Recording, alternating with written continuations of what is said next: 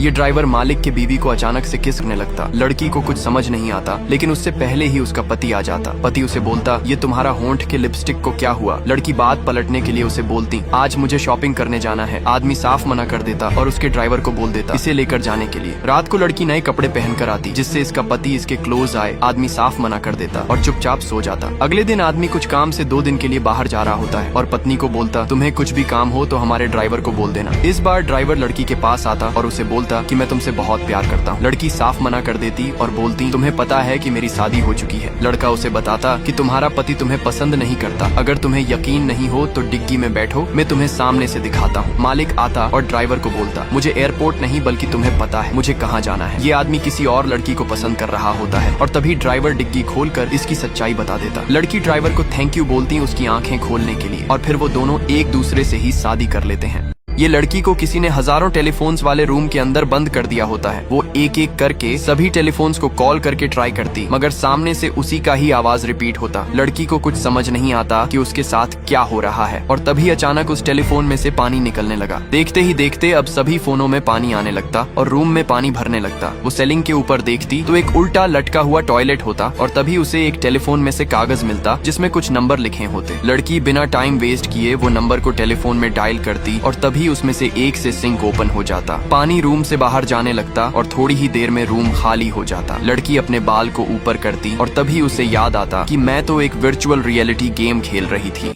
किसी ने इन दोनों लोगों को फुली व्हाइट रूम में बेहोश करके बंद कर दिया होता। लड़की को जब होश आता तो वो इस लड़के के साथ पाती और पूरी तरह डर जाती। लड़की दरवाजा खोलने की कोशिश करती मगर वो लॉक होता और तभी लड़का इसे बताता कि ये तभी खुलेगा जब मेरा डोपामाइन बढ़ जाएगा। लड़की बोलती, डोपामाइन बढ़ाने के लिए कम से कम हमारे पास मोबाइल तो होना चाहिए। लड़का बोलता, हमारे पास फोन तो नहीं है मगर एक आइडिया जरूर है। वो लड़की को पास में बुलाता और उसके कान में बोलता, हम बिना मोबाइल के भी साथ में संबंध बना सकते हैं। लड़की उसे झापड़ मारती और उस ठरकी को दूर जाकर बैठने को बोलती। थोड़ी देर बाद लड़की को जोर से पेशाब लग जाता और वो लड़के को बोलती, तुम्हारे पास कुछ आइडिया आया क्या बाहर जाने का। लड़का मना कर देता और तभी लड़की उसके पास आकर पूछती, क्या तुम्हें अंडरवेयर पसंद है। और तभी वो अपना स्कर्ट ऊपर करके दिखाने लगती। लड़का उसे दूर जाने बोलता और लड़की फिर से दरवाजा खोलने की कोशिश करती। इस बार लड़की को पेशाब कंट्रोल नहीं होता तो वो लड़के के पास आती और अपना कपड़ा खोलने लगती जिससे कि इसका डोपामिन इंक्रीज हो। लड़का आंख बंद कर लेता और तभी वो इसका निचला हिस्सा जोर से दबाती और दरवाजा खुल जाता। ये आदमी किसी भी जगह में से आराम से बाहर निकल जाता और अपने आप को पहले के रूप में ढाल देता। ये लोग उसे गोली मारते पर इसे कुछ भी फर्क नहीं पड़ता और जान बचाने के लिए लिफ्ट में चले जाते। आदमी तलवार घुसाकर लिफ्ट को दोनों बाजू से खोल देता और तभी वो इसे गोली मारते, लेकिन फिर से वो अपने पहले के रूप में आ जाता। आदमी लिफ्ट के ऊपर कूदकर इन्हें तलवारों से अलग अलग जगह पे मारता पर किसी को भी तलवार लगती नहीं। नीचे आते ही वो लड़के की कार को छीनते और वहाँ से भागने लगते। आदमी लिफ्ट के अंदर से अपने आप ही बाहर आ जाता और इनका पीछा करने लगता। ये लोग उसे बहुत गोली मारते पर इसे रत्ती भर भी फर्क नहीं पड़ता और इनका पीछा करते जाता। आदमी इनके कार के पीछे लटक जाता और कांच तोड़कर अंदर जाने लगता और तभी इनका बॉस अपनी शॉटगन निकालकर इसे कार पर से नीचे गिरा देता। गाड़ी पे पड़े आदमी के शरीर के टुकड़े को लड़का देखता और उसे नीचे गिरा देता। आदमी पीछे से आकर अपने जूते के हिस्से को फिर से जोड़ लेता और वहाँ से चला जाता अपने दूसरे प्लान को एग्जीक्यूट करने के लिए।